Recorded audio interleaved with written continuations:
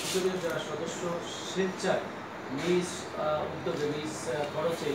অনেক কর্মকাণ্ডের সাথে সম্পৃক্ত হতে হয়। তো আমরা জানি যে আসলে আপনি আমি যদি সমাজ এবং রাষ্ট্রের কিছু করতে যাই তাহলে আমি কি পেলাম, আমি এই সমাজ এবং রাষ্ট্রের বা বিভিন্ন জায়গা থেকে কি পেলাম, এই অনুভূতি যদি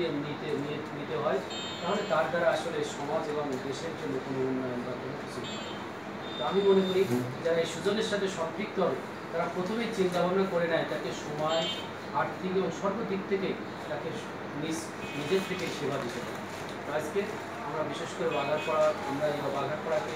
যশোর জেলার ভিতরে আমরা দেখেছি যে বিভিন্ন উপজেলায়, শহরে বা বিভিন্ন শিক্ষা প্রতিষ্ঠান, আমি ব্যক্তিগতভাবে শিক্ষা বোর্ড, শিক্ষার জেলা শিক্ষা অফিসার থেকে শুরু করে সাহেবের বিভিন্ন প্রোগ্রাম, বিভিন্ন ক্ষেত্রে আমি যশোরে বিভিন্ন আলোচনায় অংশগ্রহণ করে থাকি। তো সেই আলোচনার প্রেক্ষাপটে আসলে সত্যিকার অর্থে বিভিন্ন উপজেলায় যে সমস্ত ব্যক্তিবর্গ তাদের যে গ্রহণযোগ্যতা, তাদের উপজেলাকে যে নিয়ে গর্ব করার যে প্রক্রিয়া, সেটার ক্ষেত্রে কিন্তু আমরা বাঘারপাড়াবাসী অত্যন্ত পিছনে, যে কারণে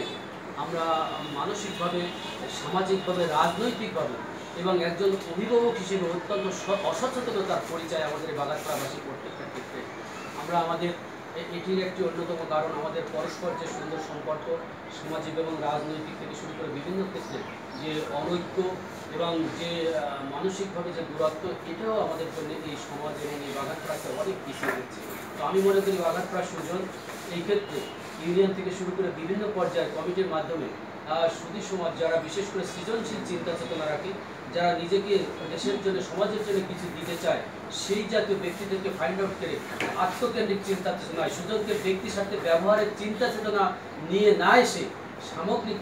অপরের উপকারার্থে, অপরের পাশে দাঁড়ানোর মানসিকতা নিয়ে যে সমস্ত ব্যক্তিবর্গ আসবে, আমি মনে করি সুজনের সাথে সম্পৃক্ত হয়ে এই বাঘারপাড়ার প্রতিটা ক্ষেত্রেই আমরা যদি ঐক্যবদ্ধভাবে ছোট সমস্যা হোক আর বড় সমস্যা হোক, যদি আমরা ব্যাপকভাবে ভূমিকা রাখি তাহলে এই ছোট্ট সংগঠন বাঘারপাড়ায় একদিন হয়ে উঠতে পারে সুজনই একজন গ্রহণযোগ্য একটি সংগঠনে পরিণত হতে পারে।